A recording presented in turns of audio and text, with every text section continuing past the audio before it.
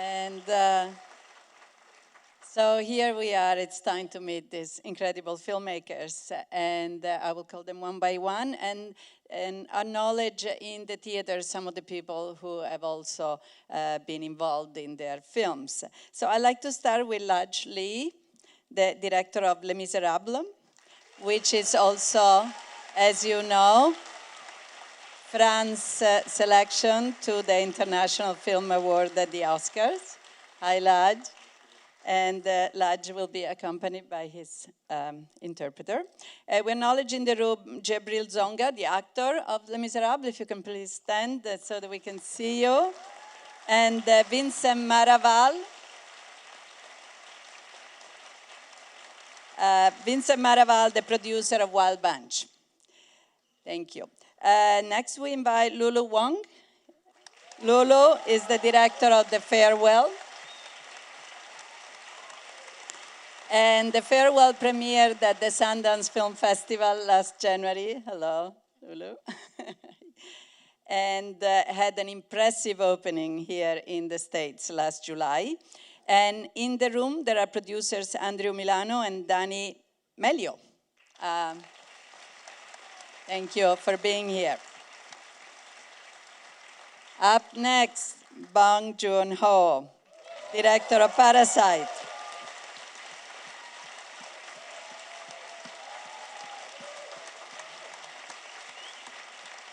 Hello, Director Bong. How are you? Parasite also is the Korean selection to the International Film Award at the Oscar, and the film at the Cannes Last Film Festival last year. Bong was the first Korean director to win the Palme d'Or. Congratulations. And in the theater is Sin A Kwak, producer of Parasite. Thank you for being here. From France, Céline Sciamma, director of Portrait of a Lady on Fire.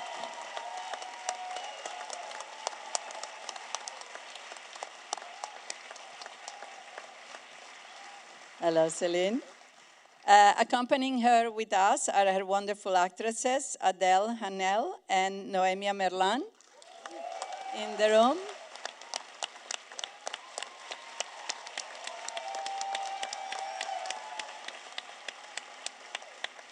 And the producer, Bénédicte Couvreur. Thank you for being here. And finally, from Spain, Pedro Almodóvar, director of Pain and Glory.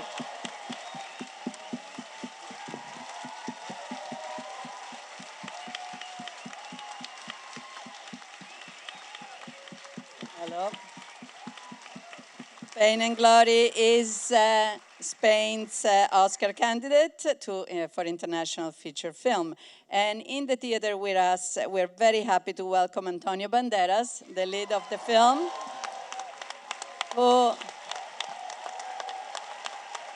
just won the Best Actor Award for this film at the Cannes Film Festival. And also actor Fernando Iglesias, and producer Agustín Almodóvar. Thank you all for being here. Thank you for being with us. So these films this year, I've been thinking a lot about what links them together, what are the common traits. There are some. At the same time, they're such varied and different films. But it's also true that a lot of them tackled the issue of memory, but they're very personal. They're autobiographical in many ways. They tackle the issues of class struggle, of minorities. So issues that are just as contemporary as some of the issues in your film, Céline, which is a lot more contemporary than one would think. So I'd like to start with you, Ladj. Your film is, you grew up in the neighborhood where you shot. In fact, the final scenes were shot, you say, in the building where you grew up. In that staircase, you give to us facts that you have witnessed throughout your life since you started then also, which probably led you to take a camera in your hands at 17 and start documenting these facts. So can you tell us about your experiences and what led you to this film? Bah déjà, bonsoir à tous, je suis très content d'être là et très fier de présenter mon film Les Misérables. Good evening, everyone. I'm very happy to be here and to present my film Les Misérables. Et donc mon premier film, c'est avant tout une histoire assez personnelle, c'est avant tout un témoignage que j'ai voulu apporter sur tout ce que j'ai pu vivre pendant plus de 20 ans sur ce territoire. So this film is a very personal film, and it's me bearing witness to everything that I've gone through for the last 20 years in the projects.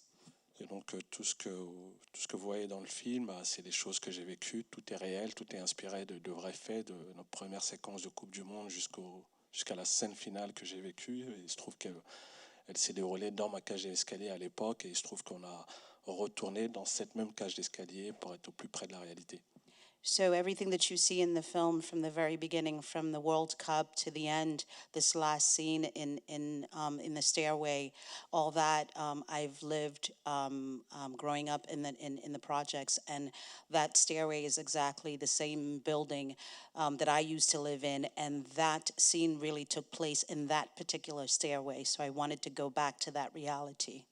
Et pour moi, c'est super important de témoigner de ce que vivent ces quartiers, parce que malheureusement, c'est des problèmes qui persistent depuis plus de 30 ans, mais on a l'impression que c'est des problèmes qu'on ne veut pas voir. Donc moi, avec ce film, c'est important de témoigner et de montrer à la face du monde ce qu'on peut vivre dans ces quartiers.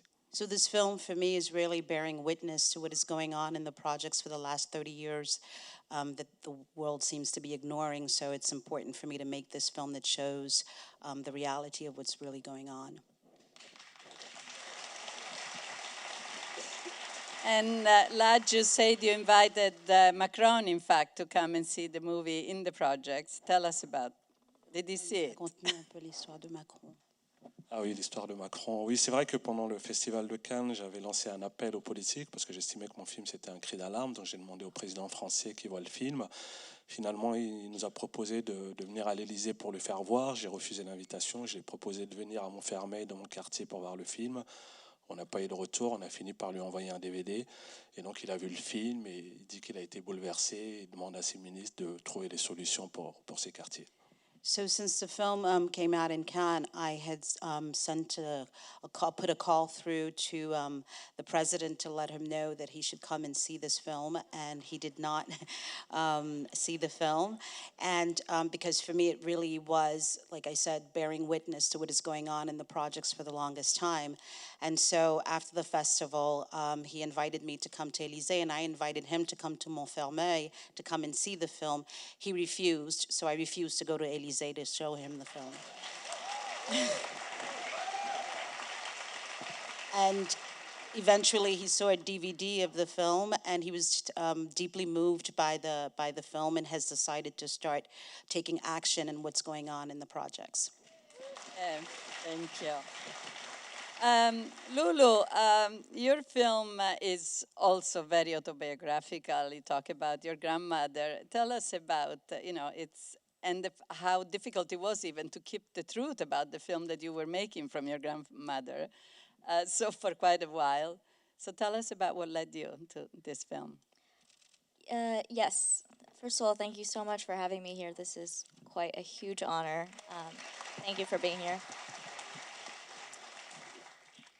So I started making this film because I couldn't not. I was having dreams after this happened to me. I was in China for about a week, and when I came back, every night I would just have memories of the set pieces, the scenes, the individual scenes in the film, and I was really driven by how conflicted I was between the value system and what I felt was very wrong, lying to my grandma, but also the love that I also felt.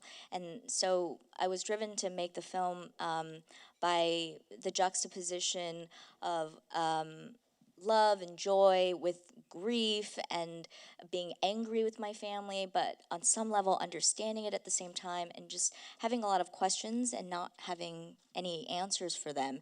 And the people in my life I would talk to, if I talked to my American friends, would have the American answer, and then my family, they would have the Chinese answer. And so I just felt very torn.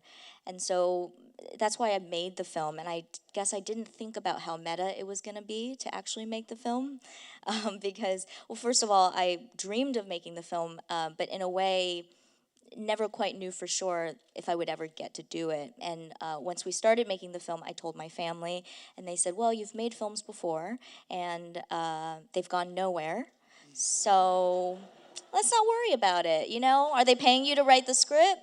Great. Get paid, pay your rent, that's good enough. And then we got into Sundance. They're like, well, it's a big festival, but it's an American festival, so it's never going to leave the country, and your grandma doesn't go on the internet, and she doesn't read English, so it's fine. You know, and so every step of the way it got bigger and bigger until we were on the cover of New York Times, which gets translated into Chinese. And, you know, and as you said, even when we were shooting, my grandmother came to set because I had initially wanted to not shoot in her hometown in order to continue to keep the secret from her. But when we went scouting and we went to, you know, I took my producers to have dinner at her house, she said, why would you shoot in another city? You know, if you're going to shoot a family story, she didn't know it was about her, but she knew it was about our family. You, of course, have to honor our hometown. And also, you're going to be here for several months. I want to see you. That makes the most sense. Why would you go elsewhere? And I didn't have a good answer. So we ended up shooting in her neighborhood, and she came to set all the time. And I had to tell everyone, please don't tell my grandmother. And at the time, the movie was called Nai Nai, because like the name of the company was just Grandma. And so on all of the production vehicles, at the start of production, they make production gifts. And so on the cars, it said Nai Nai. They were handing out T-shirts that said Nai Nai. And the first day of set, we were shooting a block from her house. Like, she would come downstairs in her wheelchair and come to set. So I had to confiscate all the shirts and try to get all the cars to take off the signs. Yeah, and so... Yeah, and so, I mean, even now, she is still around, and the movie's coming out in China, and the title of the film... She still doesn't know. Oh, gosh, this is a complicated question. She actually just found out, and it's very traumatic, but it's coming out in China, and the title of the movie is Don't Tell Her in Chinese. And her friend saw a review of it and was... so proud, one of her longest friends, and sent it to her. And the review said the film is based on Lulu Wang's real life. Her grandmother was diagnosed with stage 4 cancer in 2013. Her family threw a fake wedding for her cousin from Japan, and her grandmother didn't know. And then she made a movie about it. So it went through the entire history of our family, and my grandma read it. And so she said to little Nai Nai, her sister, who plays herself in the movie, she said, you know, I just thought that you were really daft, because you went and shot a movie, you went to the premiere in New York, and you come back and you can't tell me anything about it. You can't tell me what it's about. You can't tell me the title. But look, it says in the newspaper, it's called Don't Tell Her. And that's why you didn't tell me, because I am the her of the Don't Tell Her. But we haven't talked about it, so All right. I'll see what happens when I see her. We'll get back to that. Staying in the issue of memories, Pedro, I would like to jump to talking to you about Pain and Glory. You have been very, very open and acknowledging, you know, how personal this movie is for you, how much your memories are in there, how much you tackle the issue of death and pain and the physical pain too. So why at this point in your life you felt this was the moment to make this film? Yeah, well, I don't know, you know. I mean, I'm projected in the movies that I did, 20 movies before Pain and Glory. And, but of course, I realized that Pain and Glory represent me more in a very intimate way. So I don't know why, perhaps because it was the passing of time. I needed to make 20 movies before, and to have 70 years old, to stop for a minute and think about myself. Not exactly think about myself. When I start, and I didn't know that it was a script that I was writing, I was suffering from the back, and actually, they make me a surgery. So I was in that period. After that, the only moment during the day that I was without pain and I was quiet and peacefully, it was when I submerged myself in the swimming pool. Because of the no gravity, there is no muscular tension. And this is something that I did every day. And I thought that could be a good image for a start. So I start writing about this sensation when you are completely alone and very far from, even from reality. That you are like just facing yourself. I start writing that, and immediately after, the liquid of the swimming pool drives me to another liquid, the stream of a river, that it was the river of my childhood, and represent one of the more beautiful and happiest moment of my childhood, when I went with my mother and the neighbors just to wash clothes to the river. And I could play with the fish, and because I remember, in my childhood, that the housewife made themselves el jabón, the soap. So, y lo hacían con las grasas que sobraban de las comidas. And they did it using the fat that was left over from the meals that they cooked. Entonces era un jabón muy biológico, muy ecológico, So it was a very ecological soap, so to speak. que a los peces les encantaba. And the fish loved it. Y yo recuerdo de muy pequeño esperar la llegada de los peces y jugar con ellos. And so when I was very young, I remember that, sitting by the edge of the river and then playing with the fish as they arrived. Then, since that moment, I didn't know that I was writing really about myself, but because I didn't want to complain about my pain and all that, and I didn't for the protagonist to behave like a victim.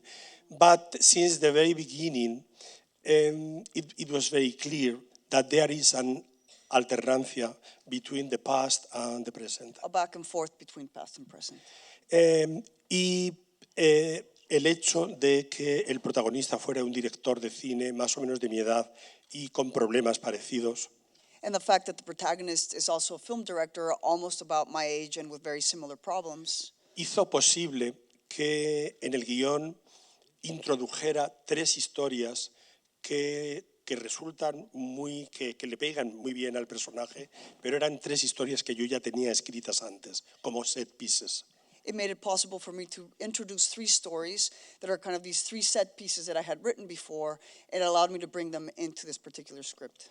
Una de ellas era la relativa a la infancia, el primer deseo.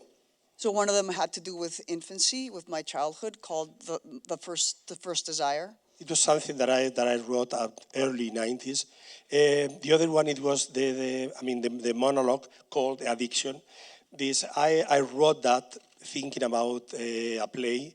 It was for an actress, not for an actor. So I have to make some things, some corrections. And the other one, it was a meeting between a director and one actor in very bad terms. So, sometimes, I'm writing all the time, and I keep my stories in my computer. And sometimes, things that I wrote long time ago, they find the right place in the script that I'm writing at the moment. It happens to me the same, like in Talk to Her, for example. There is one moment when the protagonist, the nurse that is taking care of a woman in coma, start saying one story that he shows in the Cinematheque, and then appears a set piece in black and white called The Shrinking Lover. that was, of course, I mean, when you are writing one script about this nurse and the woman, doesn't appear like this, that you keep on writing as something about a silent movie. No, that was, I can use it because I have it before. So sometimes I mixed things that I wrote in other moment, but fit very well with the new movie. And, you know, I mean, at the beginning, of course, as I say at the beginning, I was inspired by myself. But there was a moment that I didn't, I mean, that there was a distance between me and the result of the script. And also, of course, I'm familiar with everything that happens in the movie, but not in first person. I mean, I made mine the memories of everyone around me. I mean, the memories of my brother, of my sisters, of my family, the friends that I live in the 80s and now. So I made all that remembers and memories mine, and I work about that. So, for example, I mean, in Spain, it's very usual to the people tell me in the street, oh, there is a moment when I don't see Antonio Banderas and I see you. So this is very flattering for Antonio because it means that really he was very impregnated by myself. But it's peculiar because he never imitates me. We talk about that at the beginning. I mean, this is the first time that I say that to one actor. I mean, Antonio, if you think that there is a moment that you have a problem and you have to imitate me, yes, you have my permission to do it. But no, he said that he preferred to do it by himself and with me, with my collaboration. So it is very, I mean, I'm always surprised because I didn't have the feeling that when I direct Antonio, I was him. I never had that. I mean, I was a director, Antonio was an actor, friend of mine, and I was telling him what I wanted. But even in my own family, I mean, the other day, for example, appeared one sequence of the movie, and my sister called me and told me, well, you know, now I see in the news a sequence when is you with mother in the corridor, and I didn't dare to say, it's not our mother. It's a character. So, I mean, but it's nice even that that many people think that it's a self-portrait, 100%, but is not. But of course, I'm in every small image of the movie. Wow. Yeah.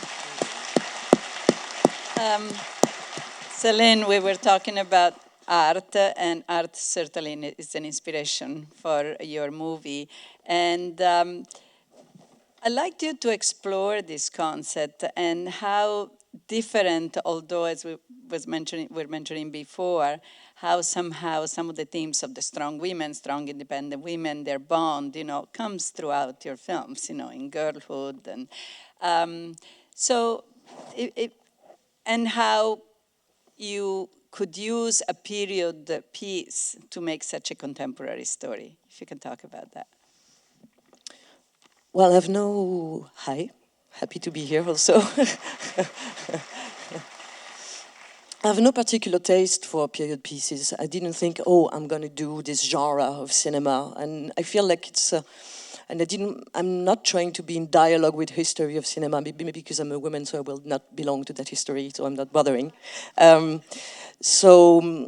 actually, I think it's the films that should be contemporary. You know, a lot of films can look at contemporary subject not being contemporary forms.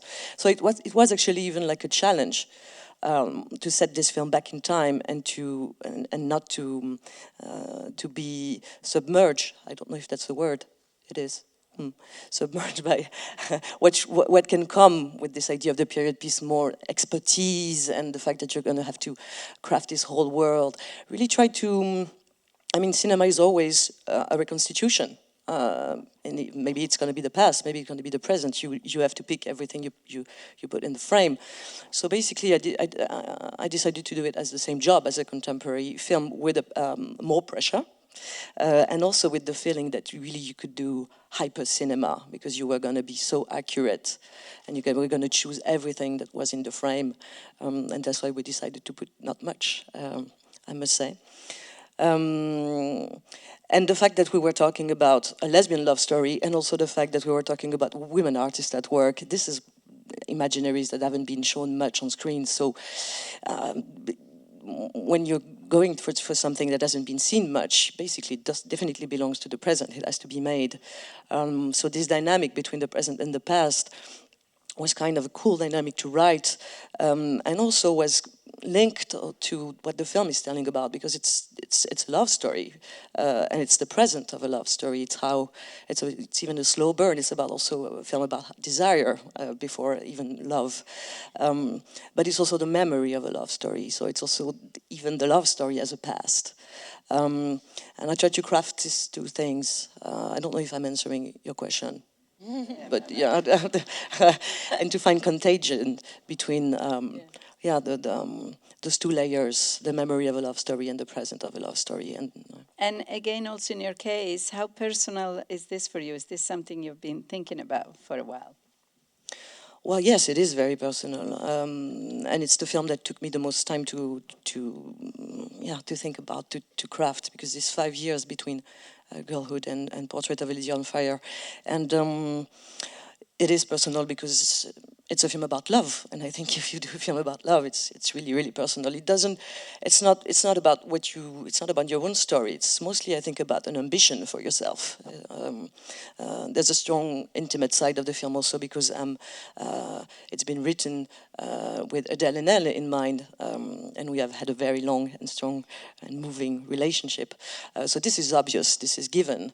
But even at that point, that was an ambition for ourselves more than actually a recollection or a memory of a love story. And also the fact that it's a woman artist at work, of course, makes it also very personal. Just a little curiosity that I read about the costumes. You said you wanted pockets in the costumes, which at the time were not acceptable, right? Yeah, they were acceptable. But they were not. Yep. Women were supposed to sort of not hide anything. Tell us about, why was it important for you to have that? Well, yeah, I really wanted the characters to have pockets because they were allowed at the time. 19th century then took off the pockets for women because 19th century took a lot of things for women. And we didn't get our pockets back. We didn't. We still have very small pockets and you have big pockets. And this is men's trousers, are very, very big. I can basically like itch my fit. And it looks like a joke, but it is not. It is how, it's the intervention on the costume of women. It means like if we don't have pockets, you can't hide, because we shouldn't be hiding anything. Mostly we can't carry anything. So basically, I really wanted it. And everybody keeps saying, oh, it's anachronistic. It's an anachronistic silhouette. And it is not. And that's what's fun with period pieces. It's like we have this whole imaginary, but actually this is accurate. They had pockets. And with the actress Noémie Merlan, we had this whole thing where we would choose whether she would have pockets in her hands in her pockets. Sorry, and we would pick the right moments, and it was, I think, fun and important. Mm-hmm. Director Bong, in your films, thank you, Céline. From The Host and Ocha and Snowpiercer, and certainly in Parasite, you have been tackling the issues of the haves and the have-nots and how you live, different sides of society. And you also say that your films, especially the last three ones, or the ones I mentioned, Snowpiercer and Ocha, and this one, are about capitalism. So tell us about that and how how the story of Parasite developed in this respect. 뭐 자본주의라고 얘기하면 좀 너무 거창해지는데 제가 뭐 사회과학자도 아니고 그냥 우리 일상에서 부딪히는 그냥 자본주의 얘기죠. 부자와 가난한 자들. 예.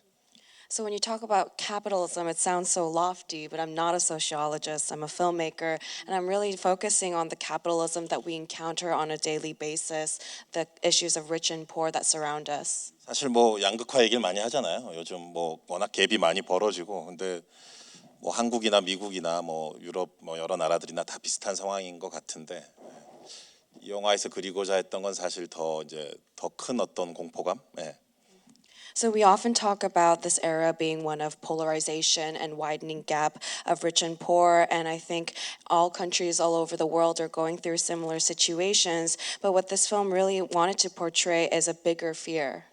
그러니까 공포감 내지는 불안감 같은 건데 이게 과연 좋아질까? 이렇게 더 나빠질지도 모른다는 약간 무서움 있잖아. 나도 애를 키우는데 저 아들이 있는데 24살짜리 얘가 살아갈 미래도 어쩌면 혹시 더 나빠질지 모른다는 불안감 그런 느낌을 좀 영화에서 특히 영화의 라스트에 담으려고 했었고요. 예. So it's about this fear and anxiety on whether this can actually improve, this fear that things will only grow worse in the future. I have a 24-year-old son, and I wonder whether his future will be any better than the ones we are living right now. And that sort of anxiety about things growing worse, that's something that I really wanted to portray in this film, particularly with the last moments. 근데 이렇게 공포나 불안을 다루는데 영화는 또 되게 웃겨요. 코미디야. 그래서 왜 그런 거지 모르겠어요. 이게 참 만들다 보니까 참 이상하게 그렇게 되는데. 예. So it talks about this fear and anxiety, but the film is actually very funny. It's a comedy, and even I myself wondered why that was the case as I was making it. It's quite strange. 홍보 담당자들이 항상 물어봐서 좀 힘들어요. 뭐 감독님 이게 장르가 뭐예요?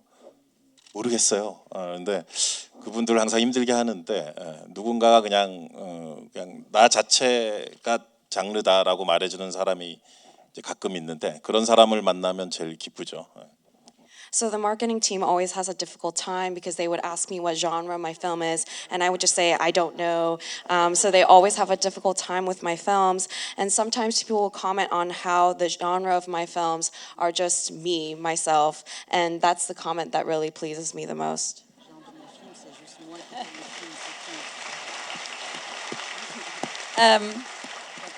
Were there some particular cinematic inspirations for this film, for the style, the look?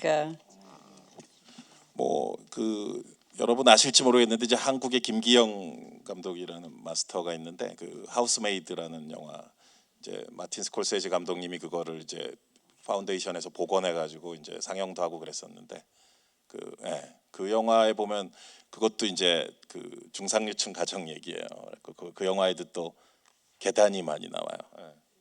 So I'm not sure if you guys are familiar with this filmmaker, but there's a Korean master filmmaker named Kim Gi-young. He did a film called The Housemaid that was restored and screened by the Martin Scorsese Foundation.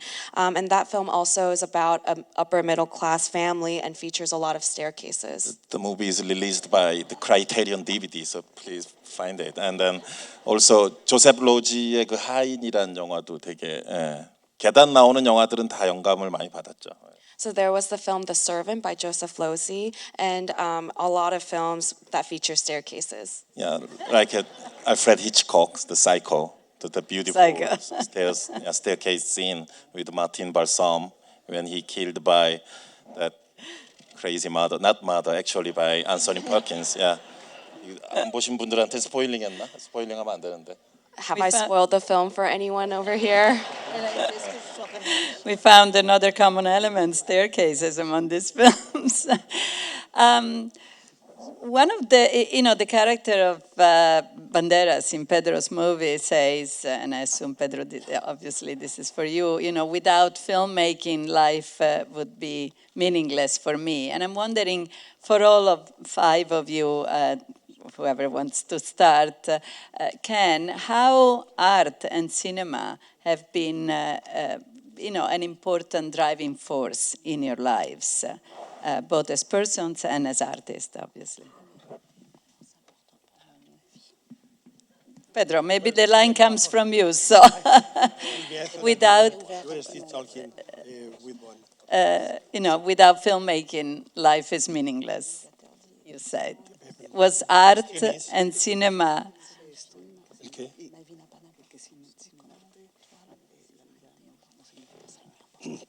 I mean, it doesn't mean anything for the character.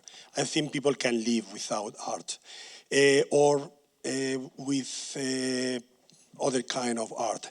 But just to talk, I mean, my movie talks about solitude, and just that line expresses the solitude this man is living, that he only lives with the painting he has at home. But also, you know, in this, I mean, the main problem for the character is that he doesn't feel capable to make another movie because he's feeling very bad physically. Another time, and in any way, he needs absolutely to keep on making movies. So, I mean, his life doesn't have any sense without that. I mean, in the movie, I talk also about just making movie in a not very in front way, but for example, the monologue that he writes and someone made on stage. There is one actor, and close to him there is only one screen, one white screen. That was a way for me to talk about the importance to save the life and the existence of big screens, something like is behind us. I mean, this is very contemporary subject issue, but I mean, we know that people are watching more fiction than ever, but not in a big screen, but in many other surfaces, a tablet, a mobile, the TV home. And I don't complain that. I think, well, this is part of being a present that is a feature at the same time. But talking about Antonio's character, I mean, I'm saying how important it is for the character to keep on making movies, that his life doesn't have any sense without doing it. But also, I mean, for this character, and of course for someone like me, for me it's very important that que la pantalla grande continúe utilizándose para ver películas. O sea, que coexista con todas las otras superficies donde vemos cine. So for me, it's very important that the big screen continues to coexist with all the other kinds of screens on which we watch films. Porque en cuanto a Antonio, en cuanto al personaje del director, hablo de la importancia para él de continuar siendo un narrador de películas. Because as far as my character is concerned, I'm talking about how important it is for him to continue to be a narrator of film. Pero inevitablemente él, antes o a la vez o simultáneamente de ser un narrador, es un espectador. But he, at the same time, simultaneously, is not just a narrator, he's also a spectator. Entonces yo sigo creyendo que la capacidad de hipnosis, de arrebato que tienen las películas sobre el espectador solo se da en la gran pantalla. And I am a firm believer that the kind of hypnosis that film can have over a spectator really only happens in front of a large screen. I mean, I am sure that Parasite is much more fun and much more terrified if you see in a big place surrounded by unknown people and in the darkness. And I can say the same for the rest. And I mean, the beauty of the story and the images of Céline Sciamma's movie. I mean, you can appreciate and feel very small and completely kidnapped if you see just in a place surrounded by unknown. So I defend that. Of course, I don't deny any of these possibilities. I think it's good, this multiplication of possibilities, but I recommend the young people that to try this experience, because then I think I'm concerned about that in Spain, for example, not here, but in Spain they are canceling screens of theaters every day. There are big places, como decía, una comarca. Like large townships? Yeah, that there is not a single screen. So, you know, I mean, for someone like me, I cannot conceive one life, one childhood, one, I mean, also to be young, to develop, and to discover also yourself without the presence of a big screen. So I'm very concerned about that because in Spain, at least in Spain, is a big, big, big problem that you don't have in France. Because you, in France, you are much more conscious about the importance of cinema in general and to the big screen.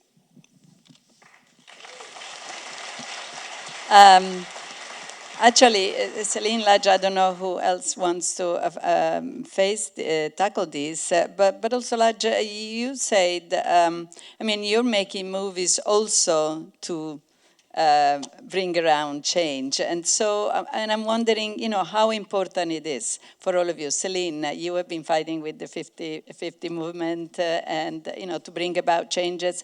Are we starting to see that? And Ladj, are films, in fact, an important tool in making this? Pour moi, bien sûr, c'est un outil tellement important. Moi, quand je dis, j'ai découvert ma première caméra, j'avais 17 ans, et je trouve que depuis, je témoigne, je continue à filmer, et j'espère continuer à le faire, parce que là, voilà, j'ai fait Les Misérables, qui est un premier volet, mais il y a 2 autres volets qui vont suivre, donc je vais continuer à témoigner et à parler de ces territoires, et j'estime que c'est important. Parce que souvent, on parle de films de banlieue, mais les films de banlieue, il n'y en a pas tant que ça, donc c'est important que ce genre de film existe.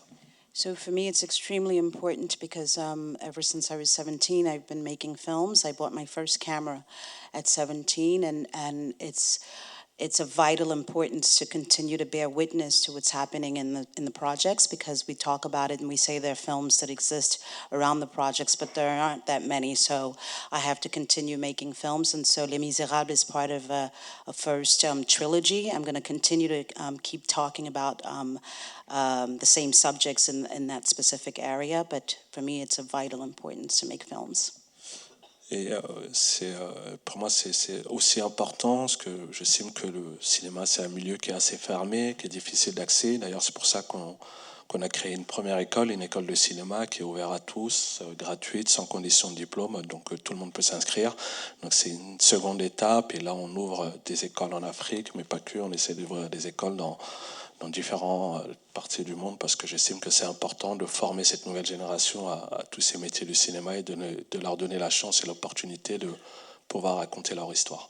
It's not only important for me, but it's also important for me to give training to other budding filmmakers. And that's why I created a film school in the projects where we offer film classes to everyone.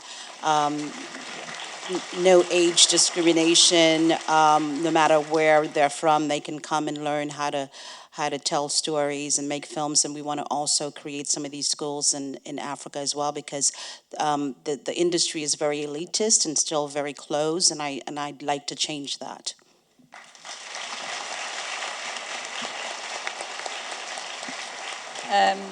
Lulu and Céline, I can't help but asking, in fact, and we're very proud to have, by the way, out of 5 films, 2 directed by women in this group of nominations. That's as Hollywood for Press, we're really, really proud of that. And, you know, so tell us, Lulu, this is your 2nd film, Céline, it's your 4th. Is it getting easier?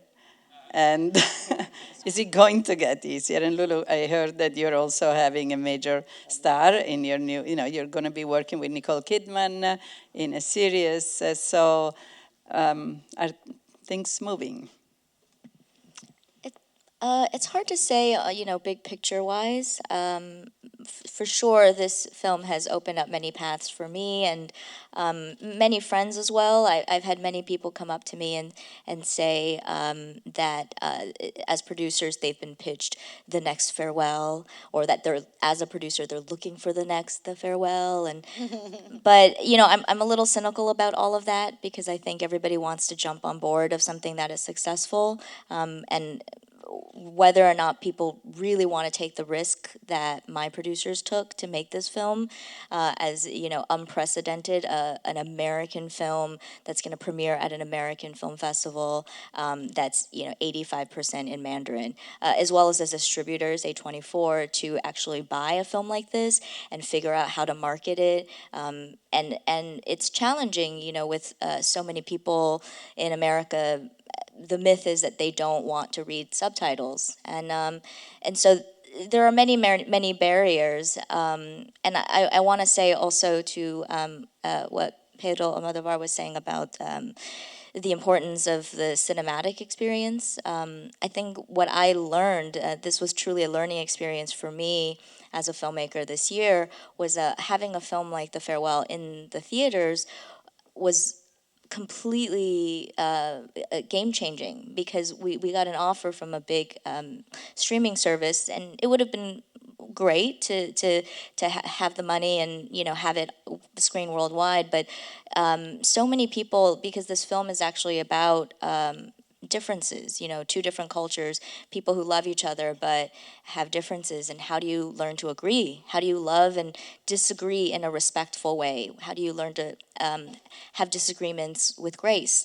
And so many people told me when they went to see the movie in a theater, if they were Chinese American, Asian American, they were very moved, and both by the story but also just by seeing themselves on screen. But they really thought to themselves as they were watching the film, there's no way that non-Chinese people, non-Asian people are ever going to understand the film because it is so specific. But then they looked around after the movie finished, and it was like 80%, white Americans, people who didn't speak, and they were crying and they were laughing. And so the experience of seeing a film with people from different cultures and seeing their faces and having that energy in the room, I think changed something for me when I sat in the theater, but also for audience members who got to witness that, it is universal. It isn't just specific to you, and it is possible to do a specific story like this and have people, like the person next to you, who is, an older person who is maybe European descent, white American or whatever, and they're also resonating. And so, yeah, but I don't know. I think I don't know if that answers the question, but. Céline, what about you? Well, I come from a very privileged industry regarding the theater rooms, as Pedro Almodóvar said, but also regarding the female representation. I mean, we are 25% of female directors in France, which is a lot. But no, wait for it. That figure has been steady for 20, 30 years. And, I think we are privileged, really, really privileged, and that's why we should be the first activists, actually. We should be leading, because we have something we have to defend, to fight for, and that goes a lot with representation. I think that's challenge for France is who's doing the film, who's speaking, because we're doing a lot of film here, 200 films a year. We have like thousands of theater rooms in every small city in France has a theater room. So we should, but we are going through a crisis also because of course of the platforms, or the fact that we are not having the youth in the room, and that goes with what stories are we telling and who's telling the film. Ladj Ly's film has been the darling of the French box office. He's done 1.6 million tickets, and I think he has the youth. Merci Céline. And that's because he's telling new stories and shows new narrative, new faces, and that's what we have to fight for. Otherwise, we will lose our beautiful system, because it's just going to reproduce the same things, the same stories. Director Bong, certainly in your country, in Korea, I've never seen so many beautiful screens. I mean, the opposite is true, right? How important is, in fact, for you, this subject, streaming versus 극장이 사실 큰 빅스크린이나 여러 명이 모여서 보는 것도 중요하지만 사실 극장의 가장 핵심적인 그 점은 그 보는 사람이 스탑 버튼을 누를 수 없는 유일한 곳이라는 게 그게 핵심인 것 같아요. Of course, it's important that movie theaters offer big screens and you have this shared experience with a lot of people. But the core importance of movie theaters is that it's the only place where the audience can't press the stop button. 그 만드는 입장에서는 우리가 여기 다 감독님들이니까 뭐 느끼시겠지만 2시간에 가까운 한 덩어리의 어떤 리듬을 창조하는 거잖아요. 그 리듬을 컨트롤하고 싶고 그 리듬을 고스란히 관객한테 전달하고 싶은데 그 처음과 끝이 보존되려면은 사실 가장 확실한 곳은 극장밖에 없는 거죠. So as filmmaker, and I'm sure you guys can all agree, you know, what we're creating with films is we're crafting a singular entity of rhythm that runs for 2 hours. We want to control that rhythm and deliver it in its entirety to the audience. And movie theaters allow us to preserve that sense of rhythm from beginning to end. Recently, I watched the Martin Scorsese Irishman in big Korean theater. Which is 3.5 hours. It is beautiful masterpiece. I love that. And 근데 극장에서 봤기 때문에 그렇게 쫙 볼 수 있었지. 과연 내가 집에서 나의 그 아이패드로 봤으면 과연 그럴 수 있었을까라는 의심이 막 드는 거죠. But I was able to sit through the entire running time because I was at a theater. Even I wondered whether or not I would have, you know, watched the film in its entirety if I watched it at home with my iPad. 근데 이제 스콜세지님께서도 이제 막 어떤 불안감을 느끼시나 봐요. 막 그 핸드폰으로 안 봤으면 좋겠다 하시는데 그 기분 제가 너무 잘 알아요. 저도 그 옥자를 해봤었기 때문에 거기서. And Martin Scorsese seemed to be anxious. You know, he asked people not to watch it on their phones, and I fully understand how he feels because I made okja with Netflix. 야, 그래서 그 스트리밍도 좋은 점이 많고 또 넷플릭스에서 뭐 여러 가지 뭐 로마나 뭐 아이리시맨이나 메리지 스토리 같은 훌륭한 작품들이 만들어지는 건 되게 좋은 일인데 그럼에도 불구하고 어쩔 수 없이 극장만이 가지는 위력이 있는 것 같아요. 그리고 우리는 그것을 사랑할 수밖에 없고. And you know, there are so many good things about streaming services. Netflix have created amazing films like Roma, Irishman, and Marriage Story, but it's undoubtable this power of movie theaters, and I think that's why we love to go to the cinema.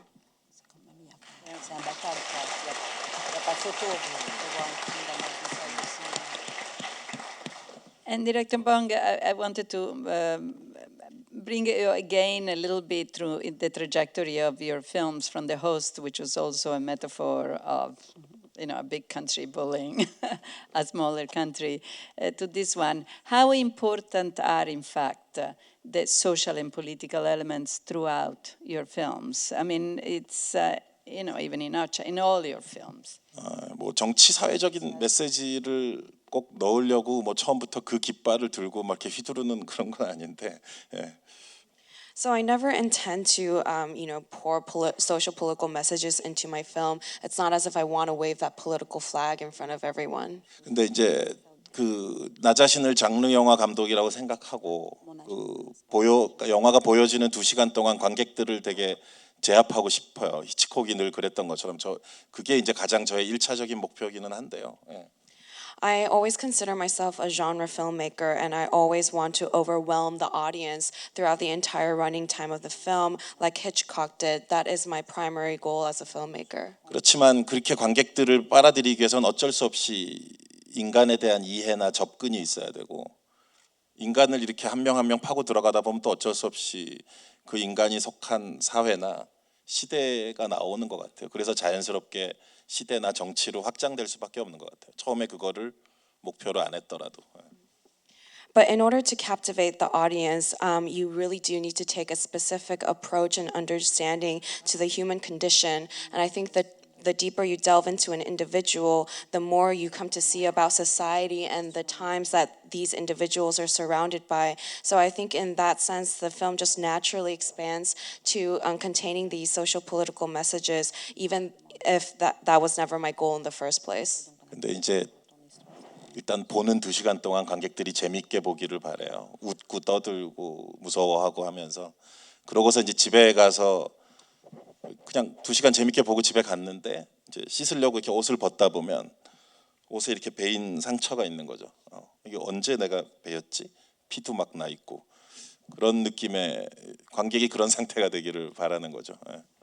So I want my audience to really be entertained throughout watching the film. I want them to laugh, be scared, and talk amongst themselves. But after enjoying the film and laughing, they go home and take off their clothes to take a shower, and they find bleeding wounds on their body, and they don't even know where these wounds came from. And that's the experience I want to create for my audience. Comment ça passe?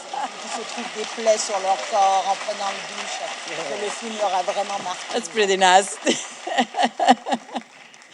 Well, finally, before we open to the audiences, except for you, Lulu, you live here, but there is this myth of the Hollywood industry and making movies in Hollywood. Is this a desire, a wish you ever think about it? I mean, I know some of you have obviously been dealing within the Hollywood industry, but if any of you want to talk about, being here and shooting in America. Me? For example, whoever wants to start, yeah. And then we'll start. Well, I think my English is not enough really to work here. But besides that, I made 21 movies. Almost all of them, I made it with my own production company, which is very small in Spain, but that I can really decide for the movie that I want to do and to write about. And I am completely independent and completely free in every sense. And this is the only way that I know or that I have to face a movie. So it seems to me, this is not that I'm criticizing Hollywood, but I know the production system here is very different. I'm involved in every small detail that appears in the screen. I'm a nightmare, for example, for the production designer, because I am correcting everything, I'm putting new things. Because really I take care of the chair, of the color of the clothes, of the acting, but of everything. And it seems to me, when I hear my fellows American directors talking about the way they have to work, it's not that. It's not at all that. And it's not a question of power, but they have to listen at least to 15 people before taking a decision. And this is as simple as, I don't know how to work like that. Las películas, al menos desde mi punto de vista, para ser coherentes, necesitan una visión, una única visión. In my opinion, movies, in order to be coherent, need a singular vision, one vision. Todo lo demás, lo único que consigue es confundir al actor. Everything else really only brings confusion to the actor. Y además de atentar continuamente con la libertad de elección del director. And it also, of course, mines the director's own freedom of choice. Naturalmente hay otros modos de trabajar. Estoy hablando del cine de autor. And of course, there's different ways to work. I'm speaking specifically of auteur cinema. Pero en mi caso, este es el modo en que yo trabajo en España y tengo la impresión de que para mí es el mejor modo de trabajar. And that's just the way that I work in Spain, and I just have the sense that it's the best way for me to work. Es una pena porque hay muchísimos actores y actrices americanos con los que adoraría trabajar. And it's really a shame because there's a lot of actors and actresses here in the US which I would love to work with. Y debería hacer que mi inglés progresara para que esa posibilidad existiera. And it would help if my English got better so that I could actually make that happen. But anyway, even if I made a movie in English, I think I will look for finance in other place. And in my situation, I can get it. And we have a wonderful experience co-producing with France. And I think this is the best way for me just to finance the movie in any language. But anyway, many times I was tempted to do it. I remember and just to finish one time, that Larry McMurtry, the novelist and screenwriter, called me to direct Brokeback Mountain. And really, I love the script, and I loved previously the short tale of Annie Proulx, and that makes me hesitate a lot because really the script was good, and also the story. I think it was the type of story that I really wanted to do. But like a bird very close to your ear, I got the feeling that with this kind of material, two cowboys alone in the winter that start making love each other, just trying to run away from cold, from loneliness, like the animals that they are taking care. It was a very physical story because it was about that. And I got the feeling even that Mr. McMurtry told me that I would have all kind of freedom, artistic freedom, and in every sense, I got the feeling that I couldn't make as physical as possible, and as physical as I thought that this story should be said. I got the feeling that it was a problem if I wanted to do it like I wanted. I have to say that I love the Ladj Ly movie, and I think it was much better for him to do it than because I felt the story in other way. Did anybody want to add something, Céline or Director Bong? Or? Totally agree with Pedro Almodóvar, which is a sentence I'm really happy to say out loud in a mic. And I read scripts, and but it's hard not to be at the initiative. We're used to writing our own stuff. We have this culture, and I feel the same. I feel it's really the actors and the actresses that makes it so desirable to work here. But we'll see. You can bring them there. I'm sure they would love to. 나는 잉글리시 랭귀지 영화를 2편 만들긴 했는데요. 스노우피어서랑 옥자. 예. So I did make 2 English language films, Snowpiercer and Okja. 스노우피어서는 사실 이제 투자는 파이낸싱은 한국 회사에서 한 거라서 국적 자체는 한국으로 분류돼 있는데 어쨌든 영어 잉글리시 랭귀지 배우들이 나오긴 하죠. 근데 이제 그게 스토리 자체가 이제 달리는 기차의 인류의 생존자들이 있는 거라서 그거를 꼭 남북한 사람들로만 채워서 할 수는 없기에 인류의 생존자니까 자연스럽게 그런 인터내셔널한 캐스팅을 하게 된 거였고. 예. So for Snowpiercer, technically it is a Korean film because it was financed by a Korean company. It just features English language, English-speaking actors. But the story itself demanded this international cast because it's about humanity's last survivors on a running train. We couldn't just fit Koreans, North Koreans and South Koreans into that train of last survivors of mankind. So the story really demanded it. In case of Okja, it's financed by Netflix, the American company, but actually it's all mixed. The half of the location in South Korea, the other half is Manhattan, New York, and also actors also mixed, Korean actors and English language actors. So it's a very strange mixture of the 국적과 이게 어떻게 구분해야 될지 모르겠어요. 이상하게 뒤섞인 하이브리드 영화인데. 예. So it's quite difficult to define the nationality of that film. It's a strange hybrid of various cultures. 어쨌든 그 2편의 영화를 하고 나서 다시 이제 패러사이트 기생충에 했을 때 되게 편안하고 행복하고 더 집중할 수 있었던 건 사실이에요. 근데 그게 외국에 갔다가 내가 다시 돌아왔다 이런 느낌보다는 그 영화의 사이즈 때문인 것 같아요. 스케일. 예. So I made these 2 English language films and came back to a Korean language one with Parasite, and it was a very comfortable and happy process.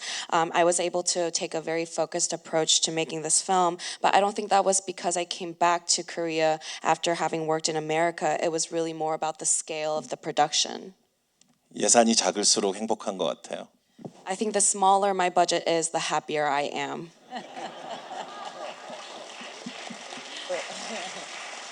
And now they're actually making a television series out of Snowpiercer. Snowpiercer. Very curious about that.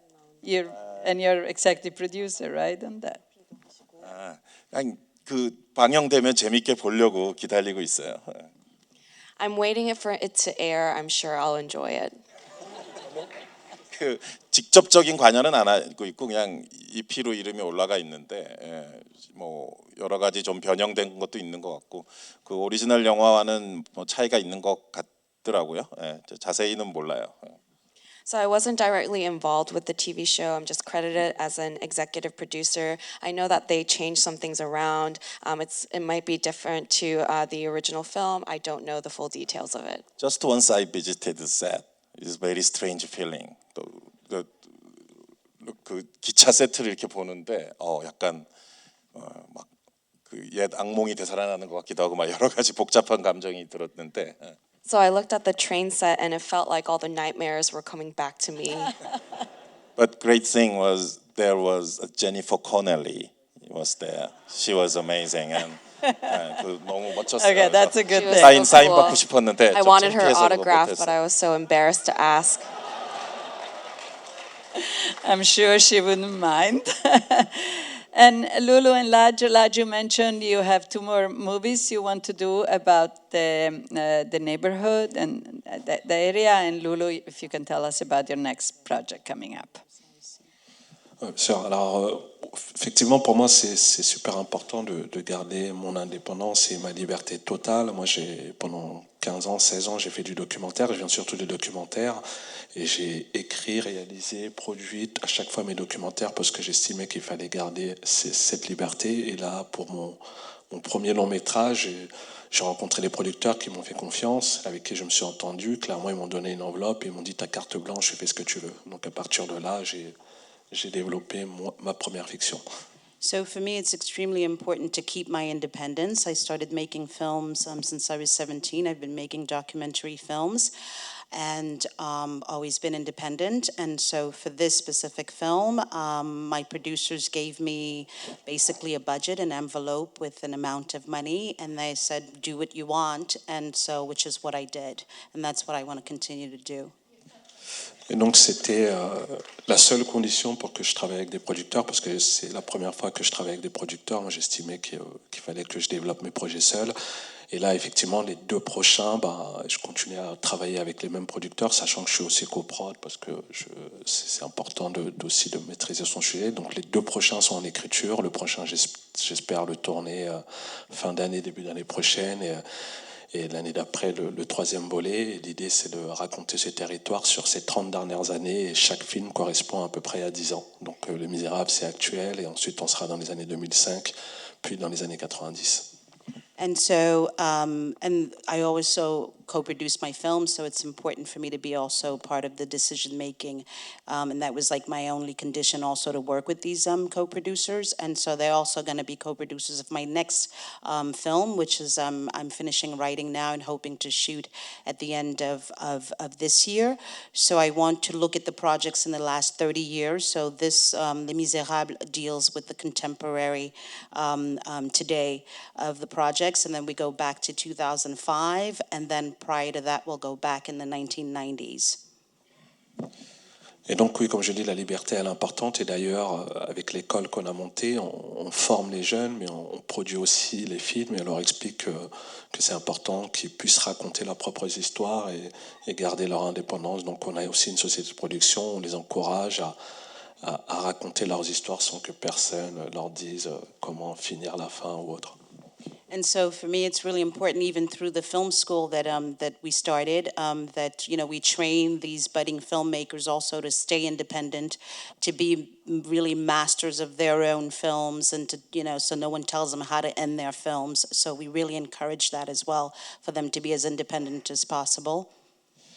Et Hollywood, effectivement, ne m'a jamais vraiment fait rêver. Hein. Clairement, c'est vrai que souvent, ça reste quand même la référence du cinéma. Et moi, Hollywood, non. Même là, avec ce film, on a plein de propositions, mais je reste concentré sur les sujets que je connais.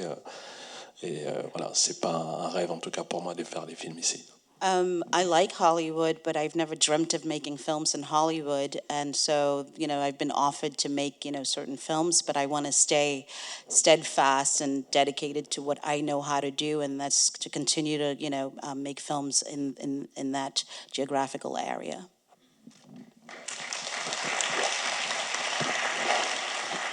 Lulu? That's been my struggle, basically, because even though I live in the U.S., I've never made a film here. My first film I shot in Berlin, and then my second film was 99% shot in China, only 2 days in New York. It's a very, very different experience. And so, one of the major things I had to decide on was, getting offered different projects as my third feature. I could go make a studio film. I could go potentially make a superhero movie. But, so many of the filmmakers that I look up to, many of whom are sitting up here today, didn't define their voice as filmmakers through the Hollywood system. They made several films, all of which they had control over every aspect of the filmmaking. And so that's, I recognize that's something very difficult in the US, but at the same time, I don't know where else to go. I can't make films in China. I'm not really Chinese. And that comes with its own set of problems. And yeah, so I guess that's kind of where I am now, is trying to figure out how to maintain as much independence as possible, continue to develop my voice as an artist. And the only way to do that is to not spend all of my energy battling people who are providing the financing, but actually finding the people who are supporting my voice. Thank you.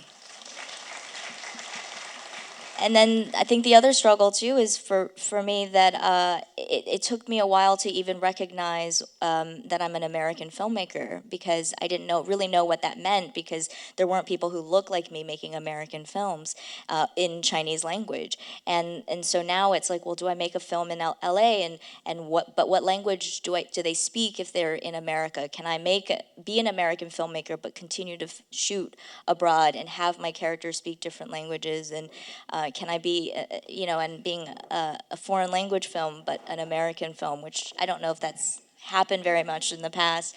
It's an interesting question, right? Where it doesn't really fit so cleanly into a box, and so I'm struggling with that still. Like what are my limitations, and how do I identify myself? Thank you. And with this, we would like to open questions to the audience. I know we have microphones. Please line up. Yeah, please line up on both sides. And we'll take the first one. We have... one side. Line up on this side of the theater, please. And you have a microphone there. First question, thank you. Yes, I was going to ask about Les Miserables. Aside from using the name, it's a very tenuous connection with the novel, and I was wondering what made you decide to use that, and how do you see that, the film, as connected to the novel?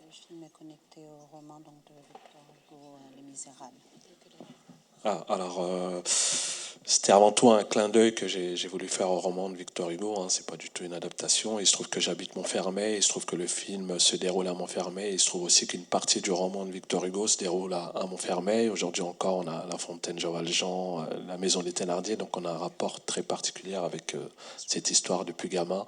Donc c'était un clin d'œil que j'ai voulu faire. Et il se trouve que la misère est toujours présente plus d'un siècle et demi plus tard sur ce même territoire. Donc voilà, ça faisait sens. I was not trying to make an adaptation of the novel. I was really paying homage to Victor Hugo, because part of the novel, Les Misérables, takes place in Montfermeil, which is where the projects are.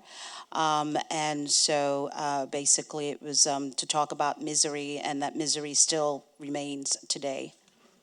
Merci. Pedro will be right back, so don't worry. Hello. So my question is not for him, so that's fortunate. My question is about Parasite. I mean, really a remarkable film. I'm just wondering, so obviously it takes place in South Korea, so it's about your country, but I'm wondering to what extent you had the US in mind, to a certain extent, because there are references in the movie to various aspects of American culture. For example, there are references to American Indians. There's references to institutions and universities in this country, and also with the flood scene.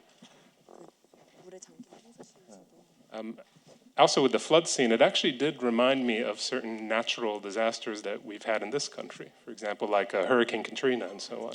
So I'm wondering if these were associations that you had, and if you have a kind of commentary on that. 한국에도 홍수가 꽤 나요. Floods are pretty common in Korea as well. 그 홍수 때문에 이제 그 가난한 동네 전체를 다 세트를 지었잖아요. 그 수영장 워터 탱크 속에. 그래서 이제 그 정도까지 이제 예산을 들여서 열심히 준비한 거는 이제 그게 주제와 직결되기 때문에 홍수가 꼭 무슨 한국적인 것, 미국적인 것 뭐 그런 식의 접근은 아니고요. 그게 이 영화의 이제 상과 하 모든 것이 수직적으로 배열된 영화인데 물이란 높은 곳에서 낮은 곳으로 흐르고 결국 부자로부터 가난한 자를 향해서 물이 흐르는 건데 그런 어떤 주제적인 느낌과 관련이 있었기 때문에 그 부분을 홍수 같은 것도 그런 예산을 투입해서 그렇게 이제 열심히 준비를 했던 거고. So because of the flood sequence, we built the entire poor neighborhood in a water tank. And the reason we poured in so much of our budget and energy to creating that set was because it's very directly tied to the overall theme of this movie. You know, the flood sequence wasn't really a reference to Korea or the US. It was more about how in this film, everything is aligned vertically from top to bottom. Water flows from top to bottom, like how water flows only from the rich neighborhood to the poor neighborhood in this film. So it was very important how directly intertwined it was with the theme of this film. 찍을 때 뭐 무슨 미국 US 오디언스, 그러니까 뭐 미국 관객을 의식하거나 이런 것은 없었고 그냥 오랜만에 한국어로 찍는데 한국 관객들끼리 보면서 킥킥거릴 수 있으면 좋겠다. 뭐 이런 정도의 간단한 생각만 있었는데 막상 찍고서 이제 칸느 영화제, 뭐 토론토, 뉴욕 막 틀다 보니까 사람들 반응이 다 와 이건 우리 동네 얘기인 것 같아. 미국 얘기 미국에도 적용될 수 있어. 또 뭐 영국 관객은 와가지고 뭐 영화 잘 봤는데 뭐 이거 런던을 배경으로 해도 될 것 같아. 뭐 그러니까 다들 그런 식으로 받아들이는 거예요. 그래서 왜 그러지? 그래서 뭐 그러니까 나라로 구분하는 것보다는 우리가 살고 있는 이 자본주의라는 시대 자체가 다 똑같기 때문에 결국 다 똑같이 받아들일 수밖에 없는 스토리인가? 뭐 이런 결론을 생각하게 되더라고요. So when I was creating this film, I didn't really have the US in mind. It was my first Korean film in a while, so I thought to make a film that really Korean audiences could enjoy and laugh about it amongst themselves. It was a pretty simple intention I had for this film, but once I filmed it, finished it, and screened it at Cannes and various countries across the world, it struck me how similar all the responses were. Everyone talked about how this felt like it was something that happened in their own neighborhood. That it would work great as a story set in London, and I wondered why the responses were so similar, and I think at this point it's really pointless to think of the world into separate countries. We all live in this one world of one era of capitalism, and so inevitably I think everyone resonates with this film in similar ways. Thank you very much. Thank you. Hi, this is also another question for Bong Joon Ho 감독님. I was wondering, like you just said before, that you didn't really think about the U.S. while you're making the film. But I was wondering if you took into consideration kind of like Korean Americans, because I feel like I can speak for my parents, but they came from Korea to America to quote unquote like escape the difficult social and economic troubles in Korea. And so I was wondering if you kind of thought about the different perceptions that Korean Americans versus Koreans living in Korea had about the film. Thank you. 미국 이제 코리안 아메리칸 프로듀서랑도 제가 뭐 계속 일을 하고 있고요. 또 무슨 인디펜던트 영화 중에 이제 스파 나잇이라는 영화도 되게 재밌게 봤는데 그래서 또 그 기생충 때는 아니지만 이제 옥자 때 또 이제 스티븐 연이라는 배우랑 그래서 그 한국 아티스트들 그러니까 코리안 아메리칸 아티스트들에 대한 관심은 뭐 늘 많이 있었고요. 예. So my producing partner that I work with is actually Korean America, and I really enjoyed the Korean American indie film Spa Night. And with Okja, I worked with Stephen Yun, so I've always been very interested in Korean American artists. 근데 그런 게 있어요. 그러니까 그 한국에 살다가 경제적 어려움으로 한국을 떠났으면은 이제 예를 들면 그 떠날 때 시점에 한국이 이제 어떻게 보면 마지막 기억으로 남아 있게 되잖아요. 근데 이 영화에 나오는 반지하라든가 가난한 동네의 모습들은 어떤 그런 분들 관객들에게는 어떤 기묘한 어떤 기억을 불러일으킬 수도 있겠다 그런 상상을 해본 적은 있고요. But people who left Korea due to economic difficulty, they remember Korea in the time that they left. So I thought that the semi-basement home and the poor neighborhood featured in Parasite might, bring up some memories for those people who had left Korea when it was still a very poor country. But to be honest, the movie is very, very contemporary. So in the opening sequence, those the boy and girl they seeking for the Wi-Fi signal. 그래서 우리 맨날 그거 하잖아요. 그러니까 정말 동시대적인 얘기인 것 같아요, 사실은. 그래서 어차피 어떤 기억이나 한국의 과거, 그러니까 못 살던 시절의 기억 같은 걸 뭐 그런 식의 접근은 사실은 없고요. 예. But so we're all always searching for Wi-Fi no matter where we go. And so I think in that sense, it's a very contemporary story. I didn't really, take the approach of focusing on memories or the past of Korea or the times when Korea was poor. 감사합니다.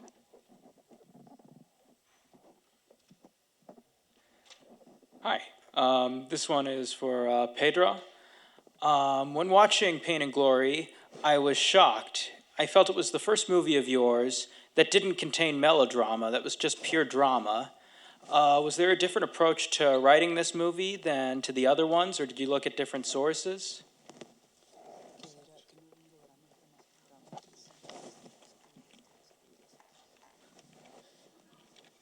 Well, I mean, every new script is different from the other, and everyone means a new adventure. I mean, in this case, that the material was so close to me, it was something special, because also I have at the beginning I have to ask myself if I was ready to expose myself like that. Not more than in the shooting, more than thinking about during the promotion around the world, that obviously I should be talking about myself.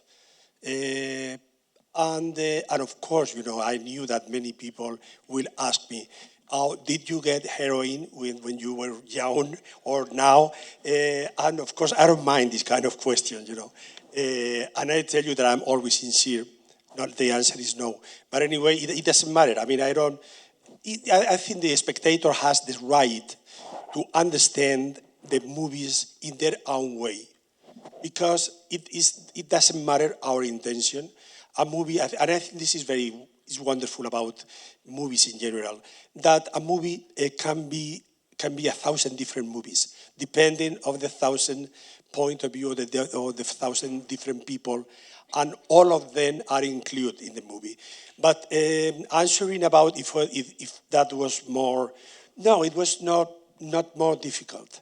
I have very clear that the tone, like in Julieta, should be much more sober and more austere, because it was something new for me. I am a Baroque person, so this process started in Julieta, the former movie, and with the material of Alice Munro. Then I thought that the best way to approach that material, it was with a kind of sobriety that I didn't experience before. And I was fascinated about that. And also just to tell this story, which is so close, and I didn't want to sound like autocomplaciente or victimario or quejumbroso. I didn't want to sound self-pleasing or like I was complaining too much about myself. Creo que para contar esta historia lo mejor era hacerlo con la mayor sencillez. In order to be able to tell the story, I really thought that the best way to do it was with the utmost simplicity. Y la sencillez no es algo que sea más fácil que lo contrario. And simplicity is not necessarily easier. Pero para mí era una novedad y como tal la he abrazado. But for me, it was something new, and I embraced it as such. Pero como te he dicho antes, lo que me preocupaba y podía ser problemático era la sensación de tener que estar respondiendo a lo largo de un año acerca de mí mismo. But really what I was the most worried about was the fact that I knew that then for another year after I finished shooting the film, I was going to have to be answering questions about myself. Pero llevo exactamente un año haciéndolo y debo decir que no es nada malo. Es como ir al psiquiatra durante un año y a diferentes psiquiatras de todo el mundo. But it's been a year, and it actually has not been a bad thing. It's sort of like going to the psychiatrist. I've been going to the psychiatrist, all different kinds of psychiatrists around the world. Thank you. Congratulations to all the nominees. I'm so happy I don't have to select the winner. All fantastic films. My question is for Pedro. Oftentimes when I hear people talk about the latest movie, they'll say, have you seen this movie or that movie? But when it comes to your films, it's like an original. There's a certain sense of you being singular as an auteur, because people will say, have you seen the new Almodóvar film? So did you originally have any directors that were an inspiration to you, or your inspiration comes from where for your films?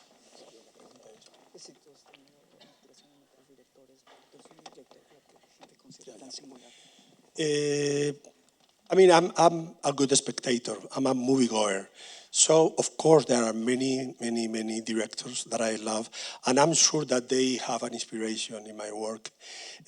But, you know, I didn't study how to make a movie. I didn't go to any school because at the moment that I wanted in Madrid, we were living under Franco's dictatorship, and he closed the School of Cinema.